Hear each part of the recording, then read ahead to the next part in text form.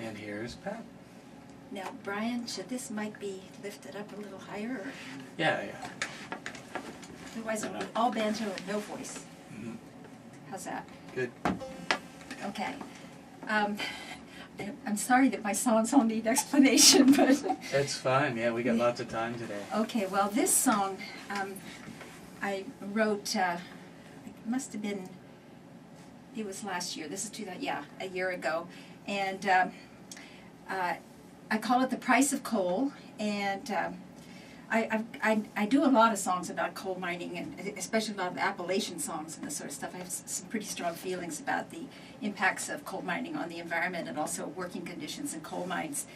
But I also have this other odd thing about myself, which is that my husband and I lived in China for 7 years. Mm-hmm. And so when I got to thinking about coal mining and I wanted to write a song about coal mining, my friend Rick Keating said to me, hey, you know, some of the worst coal mining conditions in the world are in China, and you live there. Surely you know something about coal mining in China. And I said, yeah, as a matter of fact, I did actually go down in coal mines and interviewed some miners and this sort of stuff. He said, well, why don't you write a song about it? You know, and I started looking up all this information about coal mining, and it was all so horrible, and just facts. And finally my husband said, just tell a story.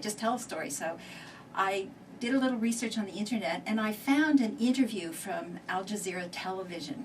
An interview with a woman whose husband had been killed, and her husband had died of black lung, and her son had been killed in a mine explosion in a place called Sunjiawan in Liaoning province in China. And it happened in 2005. And so I watched this interview, and I was very, very moved by this woman and telling this story. And then I did a little more research on the internet, and I found an article that somebody had done the research, a Chinese, on the conditions in the mines. And he wrote this thing, and he wrote about what he called the rising power of capitalist coal bosses in China. Now that really kind of struck me, you know.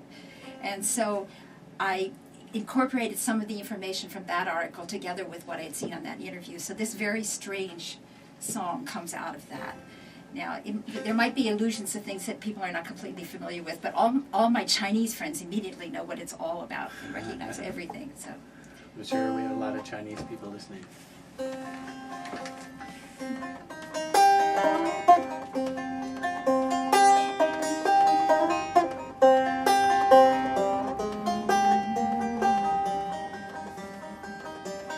In 1958, my father was so proud to be a revolutionary worker in a worker state.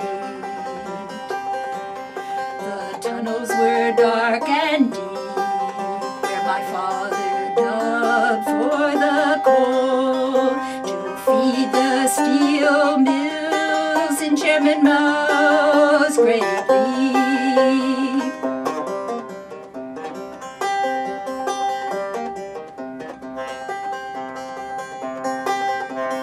In the fall of 78, a boy just turned 16. I followed my father down to the coal face.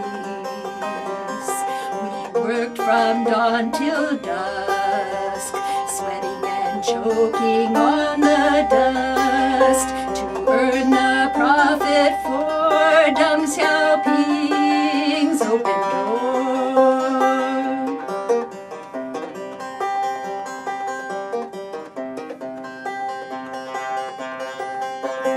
In the spring of 98, I thought my mother's heart would break. She sat up with my father as he coughed throughout the night.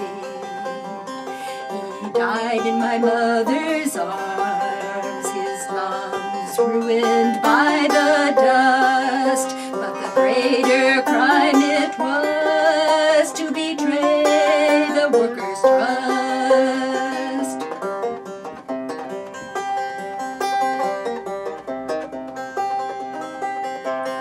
My mother said the pension's too small, but the coal boss said it was all that the company director said they could afford.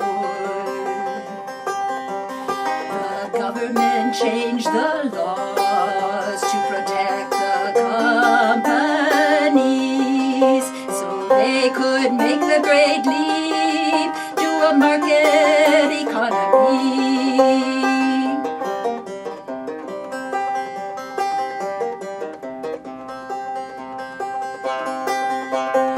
In February 2005, 214 miners buried alive. The coal gas exploded, smoke filled our lungs. They'd calculated the cost of better ventilation. To save the investors' money, they sacrificed our lives.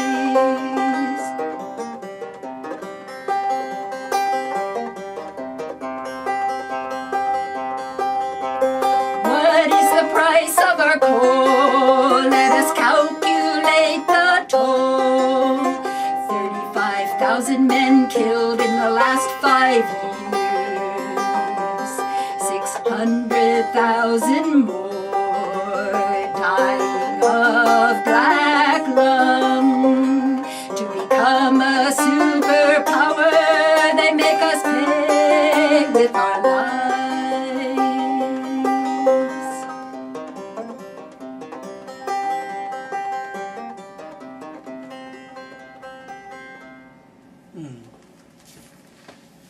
Some very nice banjo playing there as well.